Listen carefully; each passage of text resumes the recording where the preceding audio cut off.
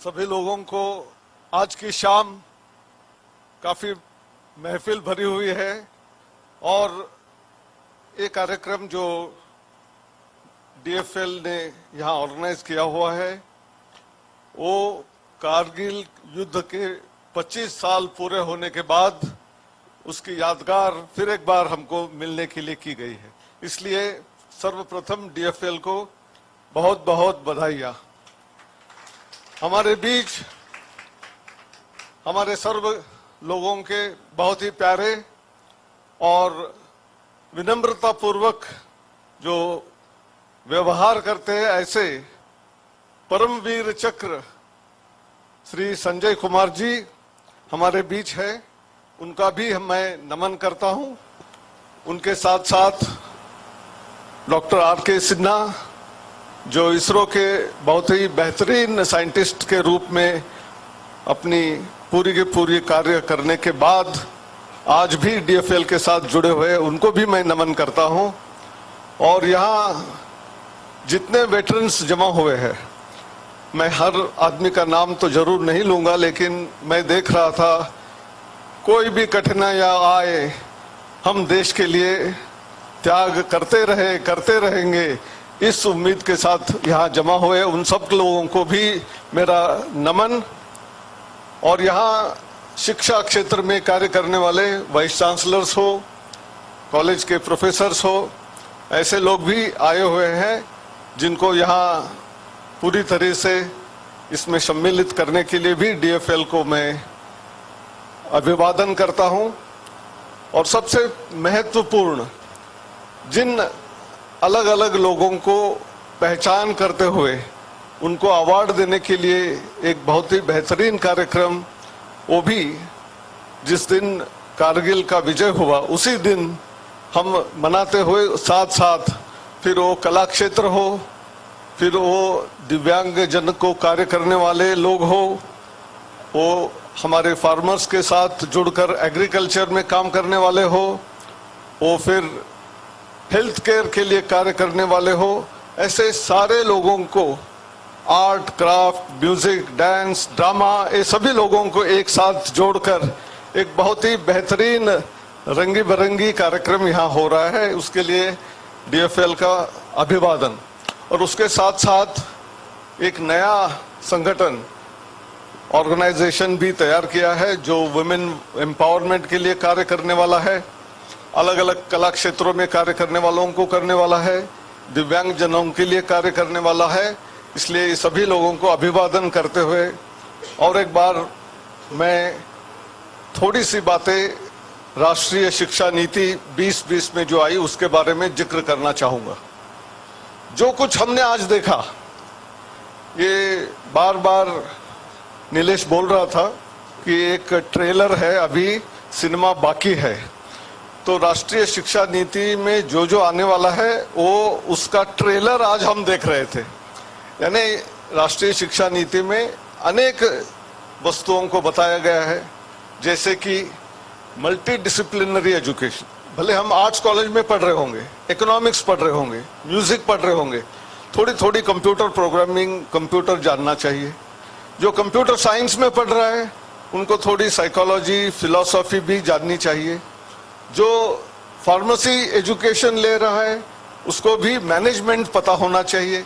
Management students को engineering थोड़ी सी पता होनी चाहिए। ऐसे जब हम एक शिक्षा ले रहे हैं, उसकी एक्सपर्टीज गेन कर रहे हैं, उसके साथ साथ हम कैसे दूसरे विषयों को जानकर, जैसे एप्पल के फाउंडर बार बार कहते थे, what ever I did was connecting the dots. मैं जिंदगी में जो जो सीखा उसी को मैंने प्रयोग करते करते आगे बढ़ा। तो इसलिए हमारे सारे छात्रों को स्कूली शिक्षा से लेकर उच्च शिक्षा तक उनको कनेक्टिंग द डॉट्स की जरूरत है। नहीं तो हम हमेशा साइलोज में काम करते हैं, अलग अलग काम करते हैं, लेकिन हम सब इकट्ठा काम करने के लिए, कोलैबोरेटिव वे में काम करने के लिए, हम कोऑपरेशन के साथ काम करने के लिए ये बहुत महत्वपूर्ण है कि हमको शिक्षा देने के समय मल्टी डिसिप्लिनरिटी होनी चाहिए। तो इसका संबंध शुरुआत स्कूली शिक्षा से होती है। मैं तो एक कदम पीछे जाते हुए सभी यहाँ जो माताएं हैं, महिलाएं हैं, उनको अनुरोध करूंगा कि शिक्षा की शुरुआत माँ से होती है। सर्वप्रथम जब माँ अपने बच्चे को जन्म देती है, बेटा हो या बेटी हो, अपनी गोदी में जो उसको सिखाती है, स्पर्श का ज्ञान होता है, आंखों से देखने का ज्ञान होता है, कानों से सुनने का ज्ञान होता है। जो हमारे 5 इंद्रिय है, उनकी इस्तेमाल करने की शुरुआत माँ से शुरुआत होती है। फिर घर में भाई बहन, पिताजी, दादी माँ, दादाजी जो भी है, उनके साथ भी सीखते जाते हैं। और फिर आगे बढ़ते बढ़ते उनकी जर्नी स्कूल में पहुंच जाती है। नर्सरी हो, उसको हम किंडरगार्टन बोलते हैं, नर्सरी या व्हाटएवर, बाल वाटिका, जहाँ भी छात्र आता है, छात्राएं आती है, वहाँ टीचर से उनकी एजुकेशन का कंटिन्यूएशन होता है। तो इतने साल तक हम छठवीं उम्र के बाद 10+2 सिस्टम का आज तक कर रहे थे। तो इस राष्ट्रीय शिक्षा नीति में 10+2 के सिस्टम के जगह 5+3+3+4 यानी 15 साल की शिक्षा की बात की गई है। और शिक्षा फॉर्मली 6 साल के बाद नहीं, 3 साल के बाद ही शुरुआत होनी चाहिए, ऐसा इसमें जिक्र किया गया है।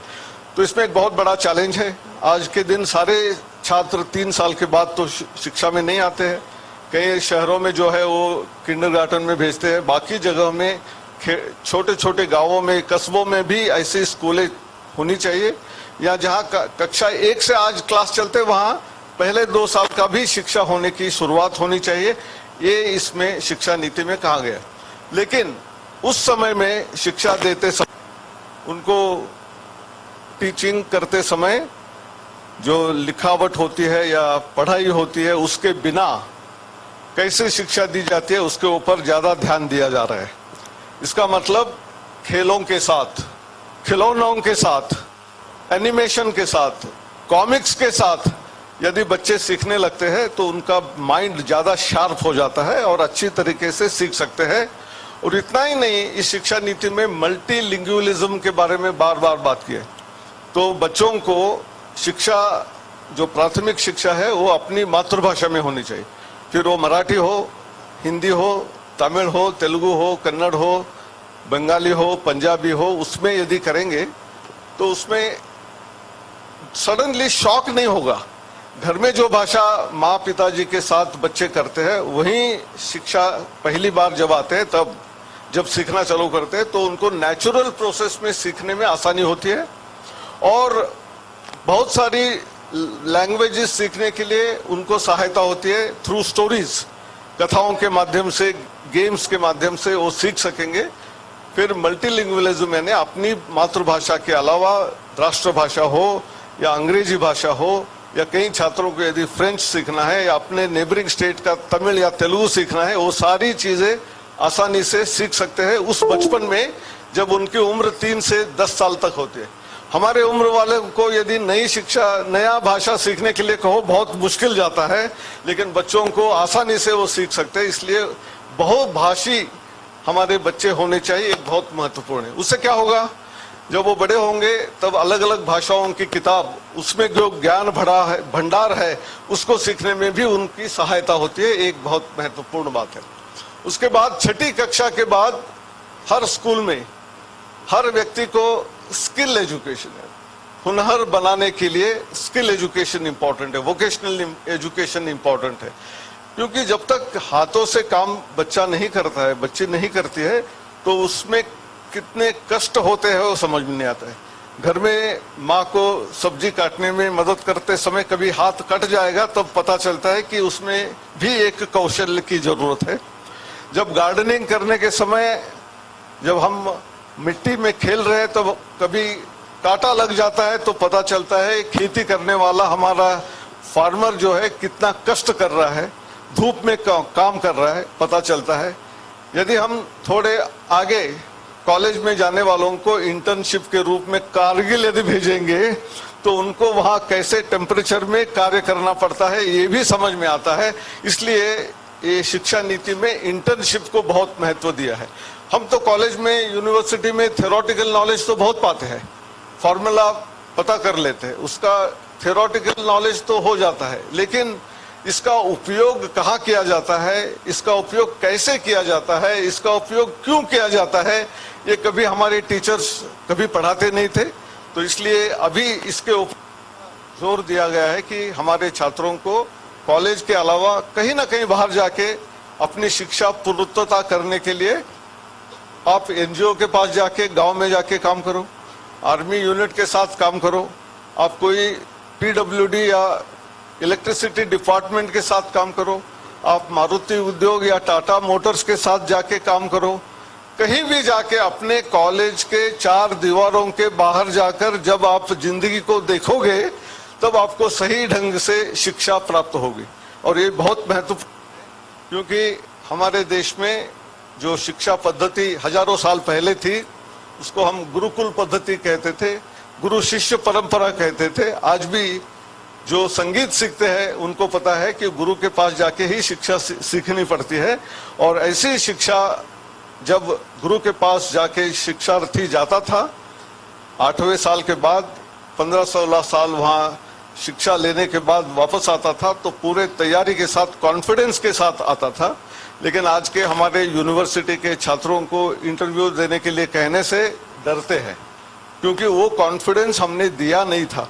तो इस शिक्षा नीति के माध्यम से हम कम्युनिकेशन स्किल्स हो, एक दूसरे से बात कैसे करनी चाहिए, हमको जो समझ में आया वो अच्छी तरीके से दूसरों के सामने पेश कैसा करना चाहिए, उससे लेकर पूरा का पूरा प्रैक्टिकल एस्पेक्ट, लाइफ स्किल्स प्रदान करने वाली ये शिक्षा है। और इसमें इनोवेशन, संशोधन, रिसर्च के लिए बहुत महत्व भी दिया गया है। और इसलिए ये सभी सपोर्ट करने के लिए हमने सरकारी यंत्रणा की तरफ से कुछ कदम किए, उसके बारे में भी इस मौके पर मैं बोलना चाहूँगा। हम बार बार कहते हैं कि हमारे कॉलेज में मैं ज्वाइन किया, इंजीनियरिंग में किया, लेकिन मेरा इंटरेस्ट तो इंजीनियरिंग था ही नहीं। अब मैं उदाहरण, मेरा ही नाम सहस्त्रबुद्धे है, आप कनेक्ट कर सकते हैं इमीडिएटली। 3 इडियट्स मूवी देखी होगी आपने और सब लोगों ने अप्रिशिएट भी की होगी। तो उसमें एक व्यक्ति, स्टूडेंट करके जो आया, उसको इंजीनियरिंग में रुचि ही नहीं थी, उसको फोटोग्राफी में रुचि थी, उसको जबरदस्ती भेजा गया था। तो ऐसा छात्र आने से क्या फायदा। तो इसलिए इस शिक्षा नीति में ऐसा, यदि किसी के पेरेंट्स ने, उनके रिलेटिव्स ने जबरदस्ती यदि भेजा भी है और 1 साल में उसको महसूस होता है कि ये this is not my cup of T, ये मेरे बस का नहीं है, ऐसा लग गया, तो उसको बाहर जाने की प्रोविजन है। और बाहर जाते समय उसने 1 साल जो किया वो गवाया नहीं जाएगा और उसको भी क्रेडिट्स जो पाए हैं उसका भी उपयोग उसको आगे वाले शिक्षा में होने चाहिए। भले वो बाद में म्यूजिक में जाएगा, फोटोग्राफी में जाएगा, पेंटिंग करेगा, इकोनॉमिक्स सीखेगा, सोशियोलॉजी सीखेगा, कॉमर्स सीखेगा, मैनेजमेंट सीखेगा, तो वो जो उसने क्रेडिट्स पाए थे फर्स्ट ईयर ऑफ इंजीनियरिंग में, उसके साथ लेकर बाहर जा सकता है। और उसको ऑफिशियली डिपॉजिट करने के लिए एक सुव्यवस्था की गई है, उसका नाम है academic bank of credits, ABC। यहाँ एक ABC कंपनी भी, उनको भी अवार्ड मिला।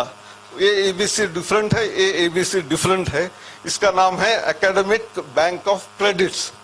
जैसे हम हमारे बैंक के खाते, state bank of India, Canara bank, syndicate bank, Maharashtra bank, ऐसे बहुत सारे बैंक है, वहाँ पैसे डिपॉजिट करते हैं, वो लक्ष्मी का अकाउंट है। और यहाँ हम जो जो सीखते हैं जिंदगी में उसको डिपॉजिट करते हैं, इसलिए इसको सरस्वती का अकाउंट ऐसे मैं कहता हूँ बार बार। तो ये Saraswati account academic bank of credits में हम यदि अपने कॉलेज के अलावा भी दूसरा भी कोई सीखते हैं, तो एक छात्र ने इंजीनियरिंग छोड़ के आर्ट्स कॉलेज में गया, लेकिन एक छात्र समहाउ इंजीनियरिंग में करते ही रहूंगा, लेकिन उसके साथ साथ मुझे हिंदुस्तानी क्लासिकल सीखना है, तो हिंदुस्तानी क्लासिकल के भी क्रेडिट्स वहां जमा कर सकते हैं। कोई और है, जैसे यहाँ बॉक्सर थे, तो बॉक्सर बनना है, तो बॉक्सिंग करने के लिए वो शाम को, इवनिंग को 2-3 घंटा यदि व्यस्त व्यय करता है और उसमें से अच्छा बॉक्सर के 1-2-4 क्रेडिट्स पाता है, तो बॉक्सिंग के भी क्रेडिट्स इसमें रखे जा सकते हैं, स्पोर्ट्स के क्रेडिट्स रखे जा सकते हैं, एनसीसी के क्रेडिट्स रखे जा सकते हैं, एनएसएस के क्रेडिट्स रखे जा सकते हैं। कोई भी चीज जो अपने कॉलेज के करिकुलम के अलावा जो भी आप कर सकते हो उसको भी आप इसमें जमा कर सकते हैं। और उसके लिए जैसे हमारे देश में आज आधार कार्ड सभी का यूनिक आइडेंटिटी करने के लिए है, वैसे ही अपार आईडी नाम से एक आईडी सारे छात्रों के लिए तैयार की जा रही है। अपार का लॉन्ग फॉर्म है automated permanent academic account registry, APAAR। अपार हमारी कोई भी भारतीय भाषा लीजिए, उसका मतलब है अनेक, इन्यूमरेबल। तो इसके लाभ इन्यूमरेबल है, इसका नाम अपार रखा गया।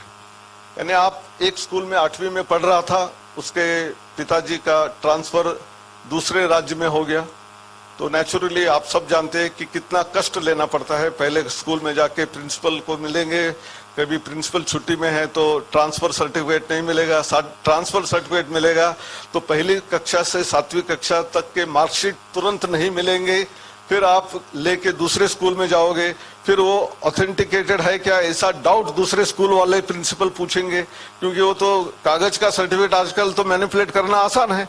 तो हमने जो किया है ये digitally verified certified copy which is available, which is issued by the issuer itself. तो इसमें लिए हेरा फेरी का कोई सवाल ही नहीं है।